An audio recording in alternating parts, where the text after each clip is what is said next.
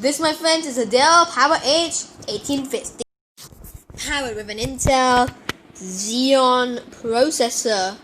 This is a 1U machine, pretty long.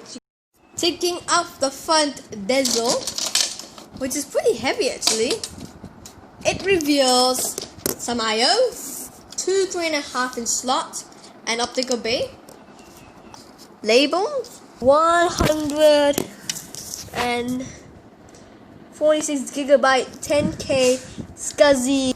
The I/O includes a power button, some LEDs, a VGA, dual USB, something, and a few screws, which I think. Let's just check. And a floppy bay. What's inside these drive bays, shall we?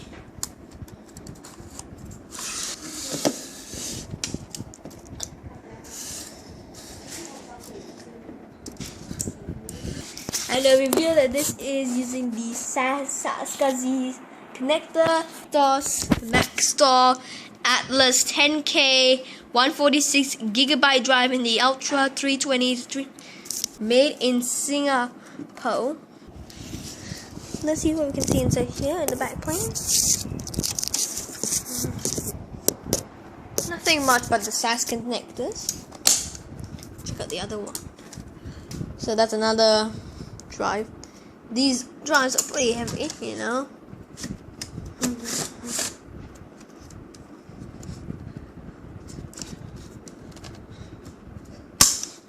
Let's go ahead and dismantle this one. There's a couple of fans here. Some protective thingy. And there's this little handle. This is the CPU coolers. Remember, there are two CPUs. There's one down there, another one down there, and there's heat pipes going in from the CPU cooler to this one also, so it helps distribute the heat. There's this little thingy here, the connectors for the power supply. Remember, this is using hot swappable power supplies. There's 6 RAM slots, if I'm not mistaken. These are DDR ECC memory, as you can see down there. Yeah, like that. And there's chips on both sides, and there's 2 of them. There's also another this RAM stick here. I think this is for video, as these are some connectors for expansion cards. There are 2 expansion slots in this 1U chassis we have here, and then you see the back behind dual Ethernet jacks. Moving to the back, we have the 2 hot swappable drive. This one's a dummy unit.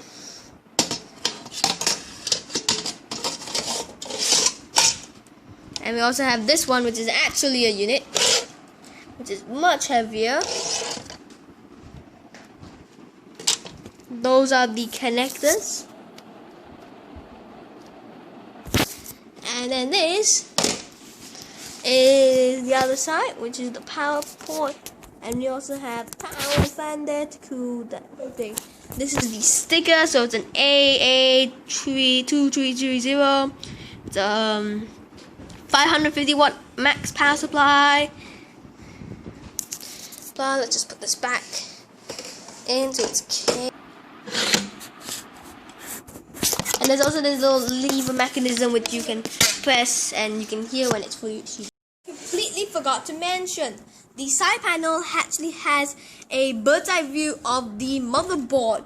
So it says there's a memory installation guideline, PCI expansion slots of PCIX and PCIe Express. There's the 6 RAM slots, the CMOS battery, some of the Wacom, passcode, whatever. Then those I/O. You have the 4 fan connectors here, 2 CPU sockets. May 2004.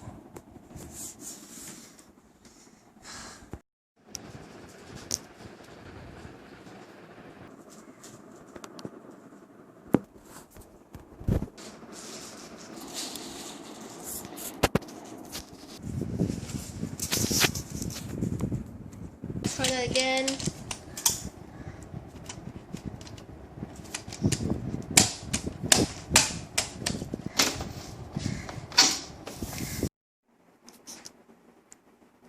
Taking a look at the back of the Dell PowerEdge 1850, you find the two empty expansion slots.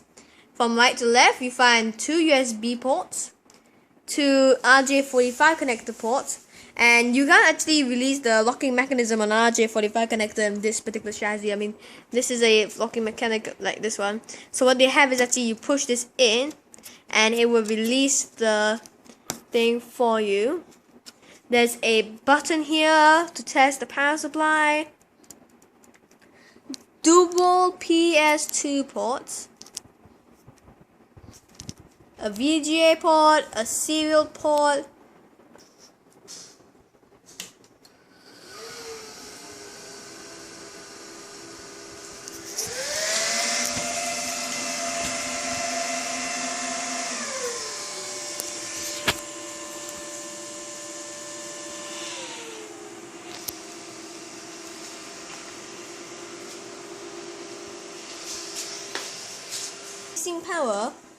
Power. So I'm entering setup.